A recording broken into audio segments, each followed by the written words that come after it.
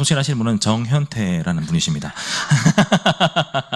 담임 목사님이 하시는데 우리 정말 수고하고 계십니다. 다시 말씀드리겠습니다. 중국어를 가르치는 이제 학교가 있어서 중국어 시간 첫 시간이었어요. 첫 시간에 중국어 선생님이 학생들한테 한자 이름을 적어서 내라고 하는 거예요. 왜냐면 그 다음 시간부터 중국어 수업 시간에는 출석을 부를 때 중국어 발음으로 이름을 부르겠다, 출석을 부르겠다 이렇게 하신 거예요. 그래서 그 반에 이제 아이들이 한자 이름을 써서 했는데 그 반에 이름이 김병훈이라는 친구가 있었어요. 우리 병훈이도 있는데 그 친구의 이름의 한자는 빛날 병자의 공훈자였습니다. 우리 병훈이 한자는 다르네요. 알겠습니다. 다른 사람입니다. 빛날 병자의 공훈자, 빛나는 공을 쌓아라, 뭐 이런 좋은 의미였죠. 그래서 김병훈에서 이게 한자 이름을 써서 중국어 선생님 냈습니다. 그 다음 날이 되었어요. 선생님이 오셔서 이제 그 한자를 바탕으로 중국어로 이름을 부릅니다. 찐짱활 젠이첸 이러면서 막 부르기 시작했어요. 이제 김병훈 이 친구 차례가 다가왔어요. 김병훈 이 친구 앞에 번호 애들이 김병수, 김병연 그리고 김병훈이었습니다. 김병 트리오가 있었죠. 그래서 이제 이 세 명의 이름 부를 때가 돼가지고 이 선생님이 이름을 부르습니다. 김병수부터 부르겠죠. 찐빙쭈, 찐빙엔 뭔가 불안합니다. 병훈이가 너무 불안해졌어요.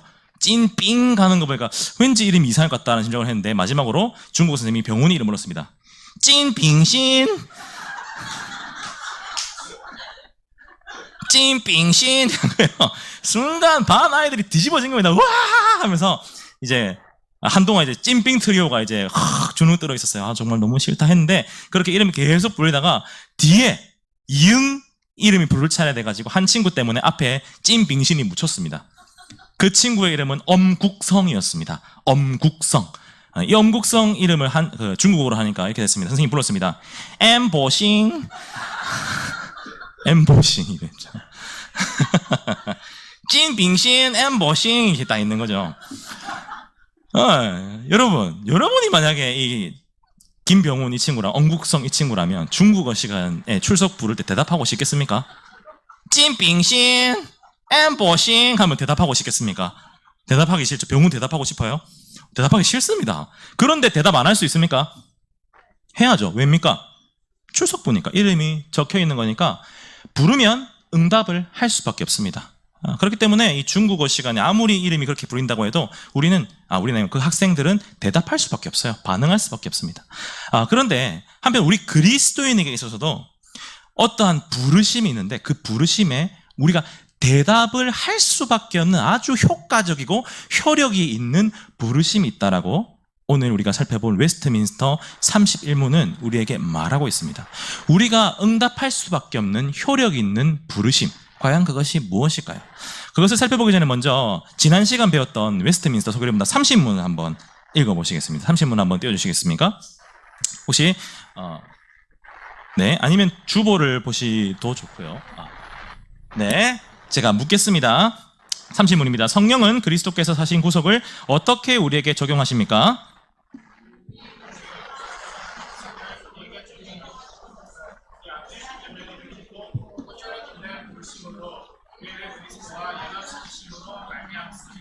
지난 시간 배운 것이죠. 지난 시간 배운 내용을 간단하게 정리하자면 그리스도께서 이루신 구속이 어떻게 우리의 구속이 됩니까? 라는 질문이었죠. 그리고 그에 대한 질문의 답을 성령 하나님이 그것을 우리에게 적용시켜 주시기 때문입니다 하였습니다.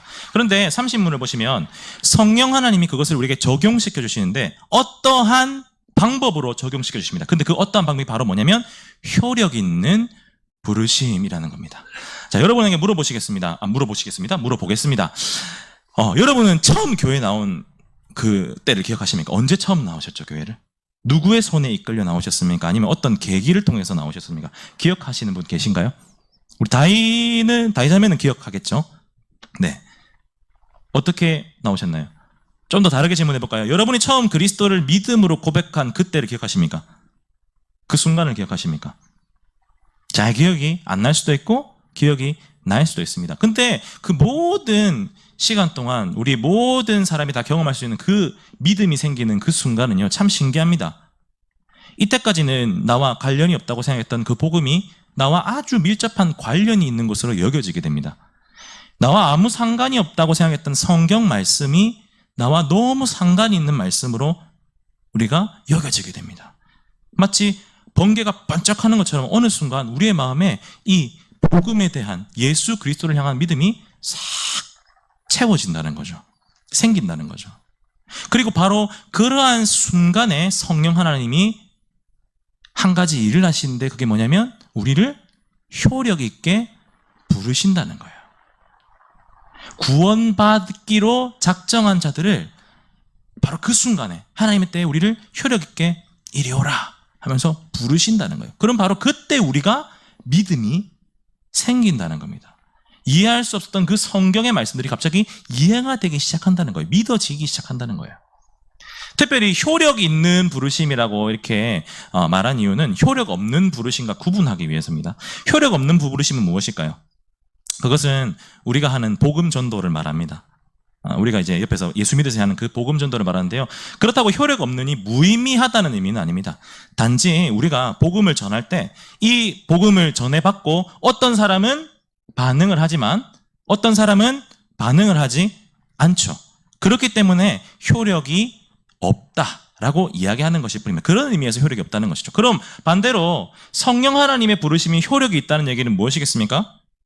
성령 하나님께서 그 구원하기로 작정한 자를 부르시는 그 순간 그 사람은 이것을 거부할 수 없이 반드시 반응하고 구원을 받게 된다는 겁니다.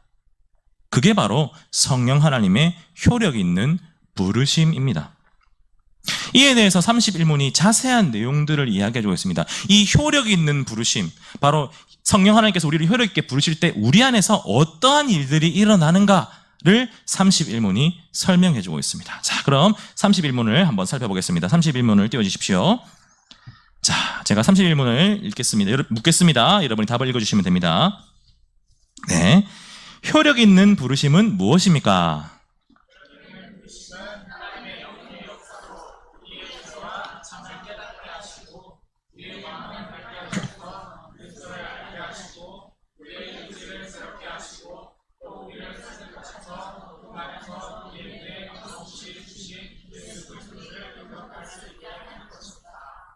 자, 효력 있는 부르심이 우리 안에서 어떠한 작용을 일으키는지를 31문은 네 가지로 요약하고 있습니다. 첫 번째, 죄와 비참을 깨닫게 하시고, 두 번째, 예수 그리스도를 알게 하시고, 세 번째, 우리의 의지를 새롭게 하시고, 마지막, 예수 그리스도를 받아들이도록 설득하신다. 이 네 가지로 요약을 할 수 있습니다. 하나하나 한번 살펴보도록 하겠습니다. 첫 번째는 죄와 비참을 깨닫게 하신다고 합니다. 성령 하나님이 우리를 효력 있게 부르실 때 그 부르심을 통해서 우리는 우리의 죄와 비참을 깨닫는다고 합니다. 이것을 간단하게 얘기하면 뭘 잘못한지를 알게 된다는 거죠. 연애를 하다 보면 답답한 상황이 많이 있습니다. 근데 대부분의 답답한 상황은 남자보다는 여성에게 더 많이 생길 수 있습니다. 하지만 남자도 만만치 않게 답답한 건 사실이고요. 대부분 연애를 하다 보면 남자가 잘못한 일이 많습니다. 네, 모르겠어요. 시작은 분명히 여자가 잘못한 것 같은데 어느새 남자가 사과를 하고 있습니다. 그렇기 때문에 남자가 잘못한 일이 대부분인 것 같습니다. 저도 되게 사과 많이 했거든요. 분명히 시작은 제가 잘못한 게 아닌데 사과를 미안으로 제가 끝났어요.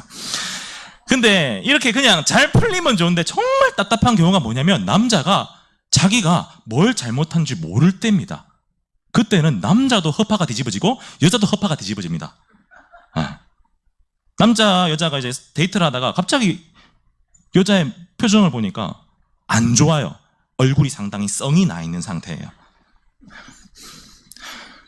자꾸 콧바람이 나오고, 그래서 남자가 뭐 잘못했나 물어봅니다. 자기야, 뭐 화났어? 내가 뭐 잘못했어? 뭐 화났어? 물어봅니다. 여자가 어떻게 합니까? 몰라서 그렇게 하면 참 다행입니다. 어떻게 합니까? 아니 괜찮은데.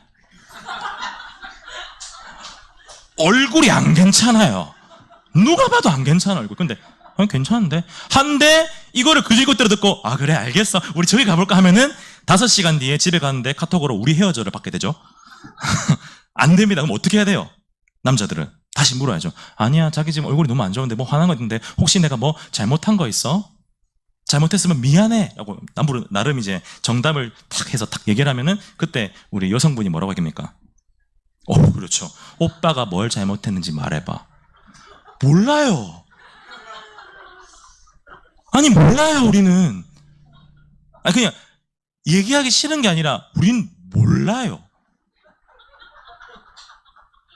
무지해요.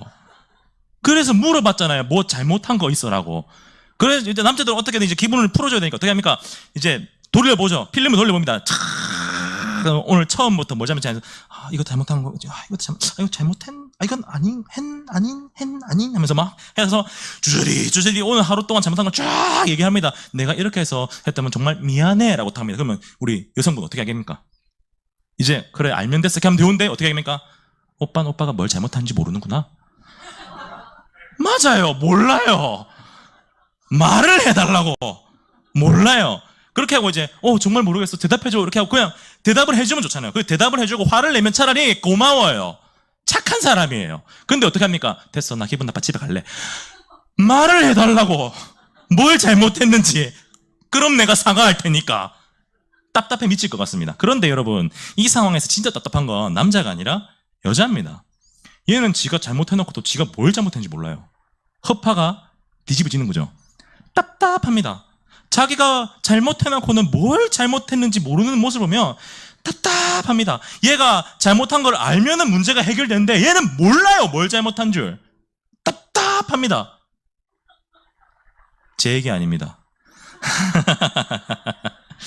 근데 여러분, 자기가 뭘 잘못했는지 모르는 그런 답답한 존재가 바로 우리 인간입니다. 태초의 사람인 아담과 하와가 타락함으로 인해서 인간은 죄와 비참의 상태에 빠졌어요. 그리고 인간에게 이제 결정되어 있는 그 마지막은 딱 하나밖에 없습니다. 영원한 죽음 형벌. 이제 그 죽음 형벌로 달려가는 급행열차에 몸을 실은 거예요. 그렇게 막 달려오고 있는데 진짜 문제는 뭡니까? 우리가 뭐가 잘못된지 모르는 거예요. 우리가 그런 비참한 상태에 있는지 모르는 거예요. 그러니까 뭐 개선할 여지가 없는 거예요. 기회도 없는 거예요. 잘못된 줄 모르니까. 잘 되니까 좋다 하면서 신나게 하는 거예요. 급행열차 타고. 그래서 이런 말이 있습니다. 악인에게 최고의 저주는 만사형통한 것이다. 무슨 말입니까? 죄를 짓고 하나님 앞에 악인인 사람이 만사형통하면 자기가 뭘 잘못된지 모르니까 회개할 기회조차 얻지 못한다는 말이죠. 우리가 딱 그런 상태였다는 거예요. 지옥행 급행열차를 타고 아무런 문제가 없는 줄 알고 난 괜찮은데 하면서 막 달려오고 있었다는 거예요. 그런 우리를 스탑! 시키고 너 지금 뭐 잘못됐는데? 너 지금 네 몸에 달고 있는 그 시한폭탄 같은 그걸 떼어내야 돼. 너 지금 그렇게 막 기분 좋게 달리고가 가만히 있어야 돼. 그럴 시간이 아니야. 너 지금 뭔가 문제가 있어. 라고 가르쳐 주시는 분이 바로 성령 하나님이라는 얘기입니다. 이 성령 하나님이 우리에게 우리의 죄와 비참의 상태가 있다는 것을 깨닫게 하십니다. 언제요? 우리를 효력 있게 부르실 때. 구원하기로 작정한 사람을 효력 있게 부르실 때 그 부르심을 통하여서 이 구원받기로 작정된 사람은 죄와 비참의 상태를 깨닫게 된다는 거예요. 그렇게 되면 이제 어떤 반응이 나옵니까? 우리 성경인데요. 우리 사도행전 2장 37절 띄워주나요? 사도행전 2장 37절입니다. 네, 띄워졌습니다. 우리 한번 다 같이 적어 읽겠습니다. 준비, 시작. 그들이 이 말을 듣고 마음에 찔려 베드로와 다른 사도들에게 물어 이르되 형제들아 우리가 어찌할꼬 하거늘. 맞습니다. 성령 하나님이 우리를 효롭게 부르실 때 우리가 우리의 죄와 비참의 상태를 깨닫게 되면 이 반응이 나와야 됩니다. 따라해볼까요? 어찌할꼬. 시작. 어찌할꼬. 그리고 회개가 시작이 되는 거죠. 저는 죄인이었습니다 라는 회개가 시작되는 거예요. 우리 기독교 역사에서 가장 큰 부흥운동이라고 할 수 있는 평양 대부흥운동도 역시 이 회개와 함께 시작이 되었습니다. 성령 하나님이 구원하기로 작정한 한 사람을 부르실 때 이 죄와 비참의 상태가 깨달아지고 회개가 튀어나오게 되는 것입니다. 그렇기 때문에 성령 하나님은 우리를 효력 있게 부르십니다. 다음으로 이 효력 있는 부르심을 통해서 우리가 경험하게 되어지는 것은 우리 30일이 얘기하는 것은 그리스도를 알게 된다고 이야기합니다. 그리스도를 알게 된다. 자, 이 알게 된다는 말은 단순히 지식을 쌓는다는 말이 아닙니다. 그분이 어떠한 분인지에 대해서, 그분이 나의 구원자라는 것에 대해서 알게 된다는 말이죠. 돼지목의 진주목걸이라는 속담이 있습니다. 이 속담의 뜻은 무엇일까요? 그것은 아무리 가치가 있고 값어치가 좋은, 많은 그 진주목걸이를 목에 걸었지만 그 돼지가 그 진주목걸이의 값어치를 모르기 때문에 이 진주목걸이는 돼지한테 아무런 소용이 없다. 아무런 가치가 없다라는 거죠. 그와 마찬가지입니다. 인간들은요, 그리스도를 스스로 알 수가 없습니다. 죄와 비참을 깨닫게 하는 순간 우리가 스스로 예수 그리스도를 알려고 하게 될까요? 아니요. 터무니없는 말입니다. 우리의 죄와 비참의 상태를 깨닫게 되었지만 그 순간 우리는 예수 그리스도를 알 수도 알아가지도 못합니다. 우리의 능력 밖의 일이에요. 근데 이것을 알게 하시는 분이 누구란 말이죠? 성령 하나님이십니다. 우리에게 예수 그리스도에 대해서 가르쳐 주시는 분입니다. 그 성령 하나님이요. 그렇게 되면 어떻게 됩니까? 우리가 예수 그리스도를 우리의 구원자라고 고백하기 시작하는 거예요. 그 이전까지 우리는 예수 그리스도라는 것에 대해서 아무런 의미를 두지 않았어요. 오히려 경멸하죠. 오히려 조롱합니다. 우리 성경을 찾아보실 텐데요. 누가복음 22장 63절에서 65절 한번 찾아보시겠습니다. 누가복음 22장 63절에서 65절입니다. 네, 한번 읽어보겠습니다. 시작. 지키는 사람들이 예수를 희롱하고 때리며 그의 눈을 가리고 물어 이르되 선지자 노릇하라 너를 친 자가 누구냐 하고 이 외에도 많은 말로 욕하더라. 예수님이 로마 군방에 잡혀서 갔을 때 머리를 눈을 가리고 쳐놨고 누가 쳤게? 어느 손? 이거예요. 지금 맞춰봐라. 어느 손? 팍 누가 쳤게? 이거예요. 완전 조롱하는 거죠. 근데 여러분 예수님은 이 땅의 구원자로 구세주로 만왕의 왕으로 오신 분인데 지금 이 예수님을 죽이려고 하는 사람들은 예수님을 아는 지식이 없기 때문에 예수님을 조롱합니다. 멸시하고 경멸합니다. 왜요? 그들이 예수 그리스도를 아는 지식이 없기 때문이죠. 이는 우리 역시 마찬가지입니다. 우리가 예수 그리스도를 알기 전에 우리는 예수 그리스도에 대해서 그렇게 큰 의미를 두지 않았을 수 있습니다. 그게 뭐라고? 그냥 4대 성인 중에 한 사람이겠지. 그저 좋은 사람으로, 위인 중에 한 명으로 그렇게 여기는 것이 이 세상의 어떤 생각 아니겠습니까? 그런데 그러한 가운데 그러한 자들 중에 구원하기로 작정한 그 택자를 선택한 사람을 성령 하나님이 효력 있게 부르시면 그에게 성령 하나님이 그리스도를 아는 지식을 가르쳐 주신다는 겁니다. 그렇게 되면 비로소 그때 성령 하나님께서 우리에게 가르쳐 주신 그 지식대로 우리가 그리스도를 만왕의 왕, 우리의 구원자로 고백하게 되는 것입니다. 그렇게 성령 하나님은 효력 있게 부르심을 통해서 우리에게 그리스도에 대한 지식을 알게 하시는 분입니다. 다음으로 31문이 말하고 있는 효력 있는 부르심, 그 내용은 무엇입니까? 그것은 바로 의지를 새롭게 한다는 것입니다. 성령 하나님이 우리를 특별히 구원하기로 작정한 택자들을 부를 때에 그 안에서 효력 있는 부르심을 통해 의지를 새롭게 한다고 합니다. 이렇게 얘기하면 무슨 말인지 잘 이해를 못할 수가 있어요. 의지를 새롭게 한다. 자, 이게 어떠한 일인지 한번 알아보겠습니다. 우리 음원을 들어주시겠어요? 음원 하나만 들어주십시오.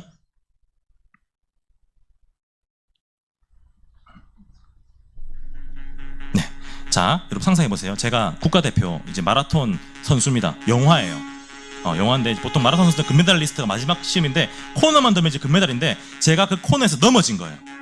자, 넘어진 상황에서 보통 영화 속에서 넘어진 그 주인공에게 어떤 소리가 들려옵니다.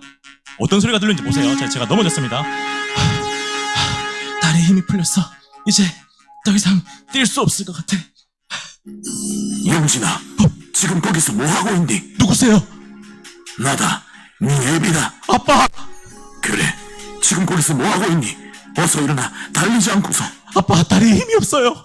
아니야, 난 널 그렇게 약하게 키우지 않았어. 넌 달릴 수 있다. 어서 일어나, 달리란 말이야. 다리에서 피가 나요. 온 국민이 널 기다리고 있어. 넌 대한민국 국가대표 선수다. 일어나, 달리란 말이야. 어서. 아빠! 이렇게 되죠. 네, 꺼주시면 됩니다. 어떻게 나무주 영상 될까요? 그 영화에서 많이 보셨죠? 영화나 드라마에서나 많이 봤잖아요. 주인공이 쓰러지면 갑자기 옛날에 장군의 아들 같은 거 보면 야인시대 보면 김도환이 딱 쓰러지면 도환아 일어나 넌 장군의 아들이야 이렇게 하면서 막 이렇게 일어나게 격려하잖아요. 이거를 이제 응원하는 것 또는 격려하는 것이라고 하죠. 쓰러지고 그럴 힘이 없는 사람들에게 응원해서 격려해서 무엇인가를 반응할 힘을 내게 하는 것. 그게 바로 의지를 새롭게 하는 것입니다. 성령 하나님이 우리를 효력 있게 부르실 때 성령 하나님은 우리를 응원하시고 격려하십니다. 무엇인가 힘을 주기 위해서죠. 무슨 힘을 주기 위해서일까요? 그것은 그 효력 있는 부르심에 반응할 수 있는 힘을 주신다는 겁니다. 여러분 생각해 보십시오. 성령 하나님께서 죄와 비참함의 상태를 깨우쳐 주시고 그리스도를 아는 지식을 주셨으니까 그래 이제 그러면 우리가 반응하라고 그러한 효력 있는 부르심에 반응을 해야지. 자리를 들고 일어나야지. 이것이 자연스러운 흐름으로 여겨지지만 우리는 그렇게 일어날 수가 없습니다. 심지어 우리의 죄와 비참의 상태가 깨달아졌음에도 불구하고 그리스도가 우리의 구원자란 사실을 알게 되었음에도 불구하고 우리는 그 효력 있는 부르심에 반응할 의지도 힘도 없는 존재입니다. 그게 바로 타락한 인간의 상태입니다. 근데 그러한 우리에게 그 효력 있는 부르심에 반응할 수 있도록 힘을 불어넣어 주시는 분이 누구란 말입니까? 성령 하나님이란 말입니다. 성령 하나님은 그렇게 우리가 그 효력 있는 부르심에 반응할 수 있도록 힘을 붙돋아 주시는 분입니다. 마지막으로 31문이 이야기하는 효력 있는 부르심이 우리 안에 작용하는 것은 무엇입니까? 바로 그리스도를 받아들이도록 설득하심입니다. 그리스도를 받아들이도록 설득하는 것. 사랑하는 여러분, 보십시오. 우리는 죄와 비참의 상태를 깨닫는 것도 우리 힘으로 할 수 없었습니다. 예수 그리스도를 아는 것도 우리 힘으로 할 수 없었습니다. 심지어 그 효력 있는 부르심에 반응하는 것도 우리는 우리 스스로 할 수가 없었습니다. 근데 지금 뭐까지 우리가 할 수 없다고 얘기합니까? 예수 그리스도를 받아들이는 것 또한 우리의 힘으로 할 수가 없는 일이다라고 이야기하고 있습니다. 그렇기 때문에 우리가 받은 구원에 자랑할 것이 아무것도 없다라고 성경이 이야기하고 있는 것이죠. 특별히 예수 그리스도를 받아들이도록 설득한다라고 되어 있는데 왜 설득이라는 단어를 사용했을까요? 우리가 거부할 수 없는 부르심이라면 그냥 이렇게 탁 너 해, 예 하고 그런 식으로 그냥 강요하시는 것 아닌가요? 왜 설득이라는 단어를 썼을까요? 우리는 이 설득이라는 단어를 통해서 우리가 받은 이 구원이요 마치 새로운 프로그램을 업데이트하는 식으로 번쩍하면서 우리의 뭔가가 바뀐다는 것, 그런 것을 의미하는 것이 아님을 알 수 있습니다. 단지 성령 하나님은 물론 그것에 있어서 그 부르심을 거부할 수는 없지만 성령 하나님은 기계처럼 우리를 바꾸시는 분이 아니라 천천히 우리의 인격을 존중하시면서 우리의 지식과 우리의 감정과 우리의 의지를 천천히 설득시키십니다. 정말 인격적인 분이시죠. 그렇게 성령 하나님은 우리의 마음에 흡족하게 또 우리의 마음에 그 은혜와 그 동의하는 마음이 가득 차게 우리를 설득시킵니다. 그렇게 해서 그리스도를 우리가 받아들이게 만드시는 분이 바로 이 성령 하나님입니다. 죄와 비참을 깨닫게 하시고 예수 그리스도에 대한 지식을 알게 하시고 우리의 의지를 새롭게 하시고 예수 그리스도를 받아들이도록 설득하는 것, 그것이 성령 하나님이 효력 있는 부르심을 통해 우리에게 행하시는 일입니다. 이러한 과정을 통해서 예수 그리스도를 믿게 된 그 구원받은 백성이 지금 이 자리에 있는 우리 참 좋은 교회, 중고등부, 청년부, 성도님들인 것입니다. 여러분, 우리의 그 믿음의 그 순간, 여러분들이 기억하고 있는 처음으로 그리스도를 인격적으로 고백한 그 순간, 그 효력 있는 부르심, 그 사이에 이러한 일들이 우리 안에 벌어진 것입니다. 이것이 31문이 우리에게 가르쳐 주고 있는 것입니다. 그렇다면 이러한 31문의 내용을 우리는 우리 삶 가운데 어떻게 적용을 할 수 있을까요? 두 가지 정도로 적용을 할 수가 있습니다. 첫 번째, 우리는 이러한 과정을 통하여서 구원을 받았기 때문에 이 구원에 있어서 자랑할 것이 아무것도 없는 자들임을 깨달아야 합니다. 죄와 비참을 깨닫게 된 것도 성령 하나님 때문이요, 구원자이신 그리스도를 알게 된 것도 성령 하나님 때문이고, 그 부르심에 반응할 수 있는 힘을 얻은 것도 성령 하나님 때문이며, 결과적으로 최후의 그리스도를 받아들이게 된 것도 성령 하나님이 우리를 설득하셨기 때문입니다. 우리가 구원에 있어서 한 것이 아무것도 없습니다. 그렇기 때문에 우리는 이 그리스도인이라는 이름을 달고 살면서 그저 마음에 큰 빚을 진 사람의 마음으로 살아야 합니다. 그 큰 은혜와 사랑에 빚진 자로 살아야 합니다. 그 이후로 우리의 모든 삶은 그 사랑의 빚진 자로서 그리스도의 사랑에 반응하고 보답하는 삶을 살아야 합니다. 내가 일을 하는 것도 나를 위함이 아니요 그리스도를 위함이고, 내가 내 삶을 유지하는 것도 나를 위함이 아니요 그리스도를 위함이고, 내가 내 가정과 내 사업처와 내 자녀를 사랑으로 또 성실히 일함으로 키워나가고 유지해 가는 것 또한 나를 위함이 아니요 누구를 위함입니까? 그리스도를 위함입니다.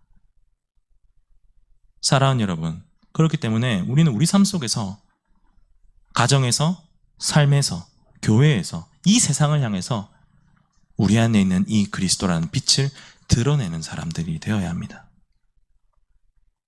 자연스럽게가 안 된다면 의지적으로라도 그것을 훈련해야 합니다. 지금 우리의 삶을 돌아봅시다. 나의 마음에 가장 큰 지분을 차지하고 있는 것이 무엇입니까? 내 삶을 움직이는 그 주 원동력이, 주된 동기가 무엇입니까? 만약 그것이 그리스도가 아니라면, 만약 그것이 그리스도의 사랑이 아니라면, 만약 그것이 우리를 구원하신 예수 그리스도가 아니라면 진정으로 돌아보시고 회개하시고 돌이키는 우리 되길 간절히 소원합니다. 두 번째로, 이러한 31문의 내용을 통해서 우리가 복음 전도에 힘을 쏟아야 한다는 것을 알게 됩니다. 아니, 강사님, 우리의 복음 전도는 효력이 없는 부르심이라면서요. 맞습니다. 제가 앞서서 그렇게 말씀드렸죠. 효력이 없는 부르심이라고 이야기한 것은 무엇 때문입니까? 우리가 전도할 때 이 복음을 듣고 반응하는 사람이 있을 수도 있고 없을 수도 있기 때문입니다. 하지만 여러분, 그것을 우리는 누가 반응을 하고 누가 반응을 안 하고를 알 수가 없습니다. 구분할 능력이 없습니다. 그런데 하나님은 오늘 우리에게 이렇게 말씀하십니다. 오늘 본문 고린도전서 1장 21절을 다 같이 한 번 더 읽어볼까요?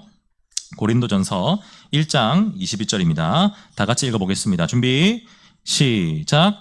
하나님의 지혜에 있어서는 이 세상이 자기 지혜로 하나님을 알지 못하므로 하나님께서 전도에 미련한 것으로 믿는 자들을 구원하시기를 기뻐하셨도다. 하나님께서 전도에 미련한 것으로 구원하시기를 어떻게 하셨습니까? 기뻐하셨습니다. 우리의 복음 전도가 효력이 없는 부르심입니다. 분명히 그렇습니다. 하지만 이 전도에 미련한 것으로 그 구원을 이루기를 하나님은 기뻐하십니다. 그분이 기뻐하시는 일이기 때문에 당연히 그분의 사랑에 빚진 자 된 우리는 그 일을 열심히 할 수밖에 없는 것이죠. 그리고 이 일을 할 때 누가 하나님께 구원받기로 작정된 자인지 그렇지 않은 자인지 우리의 눈으로는 구분할 수 없지만, 우리가 복음을 전하는 그 수많은 사람들 중에 하나님이 구원하기로 작정하기 그 사람이 있음을 믿는 믿음으로, 그에게는 성령 하나님께서 효력 있는 부르심을 통해 그를 반드시 하나님의 구원받은 백성으로 만들어 주실 것을 믿는 믿음으로 우리는 복음을 증거해야 합니다. 그렇기 때문에 우리는 코로나 시대임에도 불구하고 복음을 전하는 삶을 살아야 됩니다. 아니, 강사님 요새 교회 잘 안 오려고 하는데요. 맞습니다. 결국에는 교회로 나오게 만드는 것이 중요합니다. 하지만 복음 전도라는 이 개념에서 이 복음 전도의 가장 핵심은요, 교회를 데리고 나오는 것이 아니라 복음을 바르고 정확하게 전하는 것입니다. 복음이 무엇입니까? 인간은 죄와 비참의 상태에 빠졌고 그 죄와 비참의 상태를 구원하기 위해서 예수 그리스도께서 오셨다. 바로 당신의 죄를 위해 예수님께서 이 땅에 오셨습니다. 예수님이 구원자입니다. 이것이 복음의 내용입니다. 복음 전도라고 했을 때 물론 미래적인 관점에서 때는 교회에 나와서 정착을 하고 그 신앙을 잘하게 하는 것까지겠지만, 복음 전도라는 그 관점에서 봤을 때 핵심은 이 복음을 전하는 것입니다. 따라서 코로나 시대이긴 하지만 우리는 이 복음 전하기를 주저할 수가 없습니다. 복음 전하는 것을 멈출 수가 없습니다. 우리는 우리의 직장을 통해서, 또 우리는 우리의 가정 가운데, 또 우리는 우리가 만나는 모든 사람들 가운데 이 복음을 증거하는 사람들이 되어야 됩니다. 그리고 우리의 삶을 통하여서 이 복음을 전하는 사람들이 되어야 합니다. 왜냐? 이것이 비록 효력 없는 부르심이었지언정 하나님은 이 전도에 미련한 것으로 사는 사람들을 구원하는 것을 기뻐하시기 때문입니다. 그리고 우리가 전하는 사람들 중에 분명히 하나님이 구원하기로 작정한 그에게는 성령 하나님께서 효력 있는 부르심을 통해 그를 구원하실 것이기 때문에 그것을 믿는 믿음으로 우리는 복음을 전해야 하는 것입니다. 이 같은 사실을 기억하는 사랑하는 참 좋은 교회 중고등부, 우리 청년부, 성도님들 되기를 간절히 소원합니다. 아멘. 우리 부르신 곳에서 찬양하고 한번 같이 기도하시겠습니다. 우리 기타 악보 하나만 주시겠어요, 저한테?